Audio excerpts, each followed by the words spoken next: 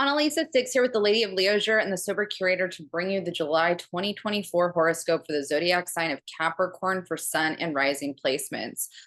It's Cancer season. Cancer season is the half birthday of Capricorn. You guys are the opposite signs of each other in the zodiac. So, Capricorn, you're cardinal earth. You initiate things in the earth element, and then Cancer is cardinal water and initiates things in the water element. So, Cancer season might be one of those times where, depending on what else you have in your chart, it could feel really balancing, like you're integrating your polarity really well. I actually know a lot of Capricorn dominant people that have a lot of Cancer placements, whether it's their rising sign Cancer, their moon in Cancer. I know a lot of Capricorn sun, Cancer moon people. And so Cancer season could be really beneficial for you if you have that, where you feel like you're kind of in alignment with these polarities. If you don't have any Cancer in your chart and it's pulling you into the opposite of yourself, it might feel a little bit more ungrounding, just because if we, it's that opposites repulsion, opposites attract thing, where if we have things within the opposite of our sign, it feels more comfortable for us than if we don't. So those are kind of just things that are interesting to think about when you're in Cancer season, since it is the opposite of you.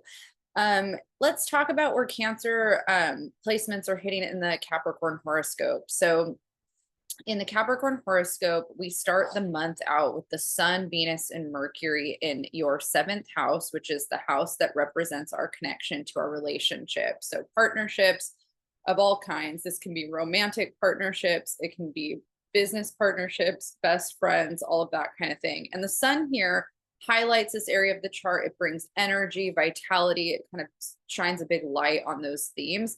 Venus is the ruler of this area of the chart. It rules the seventh house in its traditional rulership. Doesn't rule Cancer, but just rules that house. And Venus here, makes us, especially in Cancer, makes us really feel like we want to have deeper emotional connection to the people that we're in relationship with. So if we're in a romantic partnership, we might be really longing for emotional connection. If we're in a business partnership with somebody, it could be emotional understanding. I think that business partnerships often feel like marriages a lot of times, where we feel like you're in a position. Sorry, my dog is sick and he's coughing. It was hard. I wanted to do these videos earlier. He was really quiet and doing really well, but then there's all this construction happening outside of my apartment building on the street. It's so loud and so distracting. I actually closed the window and it helped a lot. I didn't think it was going to block out the sound as much as it did. So I closed the window. I was like, okay, cool. I can do these videos now without the chainsaw in the background. And now my dog's starting to cough, and it's so distracting. Like, I'm one of those people where I'm not very noise sensitive. I'm a highly sensitive person when it comes to like being around people and emotional stuff, but noise, like, I can drown out. But when I'm trying to record a video or focus on something and my dog is coughing and there's chainsaws and helicopters and sirens, I'm just like, oh my God, oh, how do I focus? So yeah, that's that. Venus here, and in relation to business partnerships in Cancer, especially, I think it has a lot to do with us wanting maybe to have more emotional understanding in work environments with people. If you have a best friend partnership, there's also a need to be vulnerable and, connect more emotionally with people too. So that's kind of the theme for Capricorn here. Mercury here represents communication. So we're wanting to work things out, talk things out with people we're in partnership dynamics with more intentionally. And again, in Cancer, we want to be more vulnerable. And Capricorn dominant people sometimes, most Capricorns I know are extremely sensitive, but they don't know that it's really obvious that they're sensitive. They have a very hard exterior. I actually, in my experience with the challenging hard exterior signs, usually the bigger the front, the more sensitive the inside, I've found. So for me, like a lot of the signs like Capricorn, Aries, Scorpio, you guys are all super big babies deep down inside. You give on a hard front, but in there's a lot of squishy sensitivity in there. And so Mercury kind of being in this place of the chart, the hard exterior, the tough guy exterior that you might think you're pulling off is going to be a little bit harder to pull off when we have this water energy opposing you and asking you to be more open, more vulnerable, more in touch with your feelings, especially with your relationships. Also, at the beginning of the month, we have Mars transiting through Taurus for the first 3 weeks of July. And the area of the chart that this is happening for you is the area that represents your connection to creativity and pleasure. So, Earth likes Earth. Taurus is the fixed Earth sign, you're the cardinal Earth sign. This is a really positive time to really get in touch with your creative energy, your self expression, how you are putting yourself out there in a way that is confident, grounded. In Taurus, we want to be more practical about things. But this house is about pleasure too. And in Taurus, there's an element of physical pleasure and joy. Like, how do you find pleasure? Mars, wherever Mars is passing through, we do experience some tension. So this might, kind of this self-discovery of what brings you joy, how to get in touch with your creative energy could feel like there's a little bit of turbulence in terms of just what you're recognizing about where you're at with it. But because it's making a trine to Capricorn, it should be, and sextiling Venus, should be an easy flow. Like, you should be kind of supported in unleashing those things and kind of figuring out a flow with that, if that makes sense.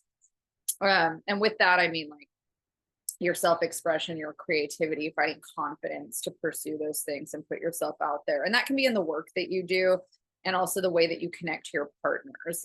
The Mars sextile to Venus that's happening at the beginning of the month is in an area that's really good for connecting romantically, for finding joy, for, feeling sensuality and all that kind of stuff, and opening up in a more vulnerable way. At the beginning of the month too, on July 2nd, we have Neptune stationing retrograde at 29 degrees Pisces. Neptune has been in Pisces since 2011. And so we've had a story for the last 15 years that we've been in with Neptune in Pisces. And the area that it's been in for the Capricorn horoscope is the area that represents communication. And so during the Neptune retrograde that lasts until about December 7th, you're going to be in this reflect review about everything that you've been through over the last 15 years, even if you're not consciously in your frontal lobe aware that you're reflecting on the last 15 years. In the subconscious, there is a story arc of the last 15 years that is coming to a close, that you're wrapping up, that you're kind of having this reflect, review, reassess, so that when this energy shifts out, you're done with that story. So think about where you were in 2011, 2012. Think about your communication and your perceptions of things.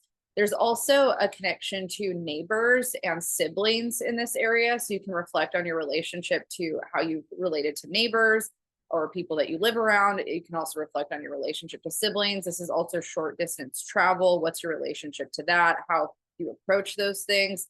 I think that, there's a lot to kind of unpack in terms of how you've been processing your communication with others and your perspectives on things as well. So those are things to kind of think about. And then Neptune's going to be in Pisces until March before it enters Aries. So there's a little bit of a wrap up to that story happening during the retrograde, and that starts now. So reflect, review, reassess.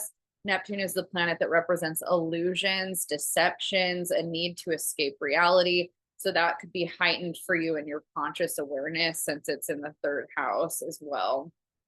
On July 5th, before that, Mercury on the 3rd, actually it's the same day, it's the 2nd, it's not the 3rd in the universal ephemeris, it looks like the 3rd, but it's actually on the 2nd later in the day. Mercury is entering the fixed sign of Leo. So Mercury at the beginning of the month with Neptune stationing retrograde is going to be leaving the 7th house of the Capricorn horoscope and entering the 8th house. The 8th house is the house that is tied to marriage. It's tied to shared resources and assets. So anything, it's a resource that we share with another person, whether it's a partner, family member, people that we live with, all of those things get highlighted. It's also the house that rules taxes, inheritance, loans from banks, debts. It's also the house that rules the occult and sex. So Mercury entering this, Mercury, represents the mind, communication, how we're mentally processing things. That's all coming into the conscious awareness. In the sign of Leo, Leo's about creativity, self-expression, confidence. So we might be really having to kind of harness, like, what do we want in these areas of our lives? The sexual energy might be kind of enhanced, how do we connect to ourselves and others in that way? Leo is a very fiery, passionate energy that wants a lot of attention and validation from those things. So that's something that's going to be happening over the next few weeks in this area of the chart.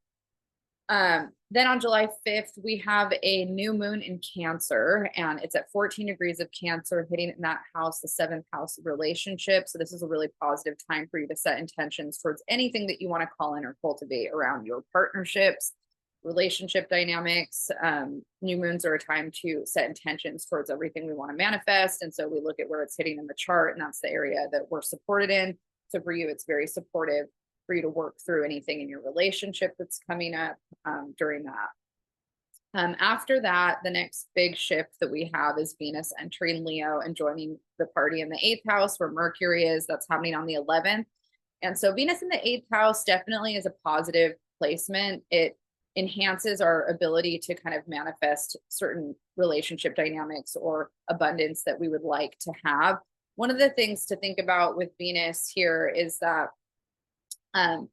we had we had a pretty major Venus transit last year, where the last time Venus was in this place of the chart was June through September of 2023. And we had a Venus retrograde in Leo that was from July to September. And it, affected a lot of relationships. It was really challenging for a lot of people. And, some relationships didn't make it, some did. But either way, we were working through a lot around shared resources. There could be family stuff, sexual stuff, like all of those themes that I was talking about came up for Capricorn dominance last year. Now, flash forward to this year, Venus is making its way back through this area, but it's not going to station retrograde. So it's a lot more of a harmonious energy than what happened last year. However, we're revisiting a lot of these themes. So it might be another opportunity to kind of heal in a deeper way or evolve kind of to some other place in yourself than where you were last year. So it's kind of constructive to think about, like, what was going on in the summer last year?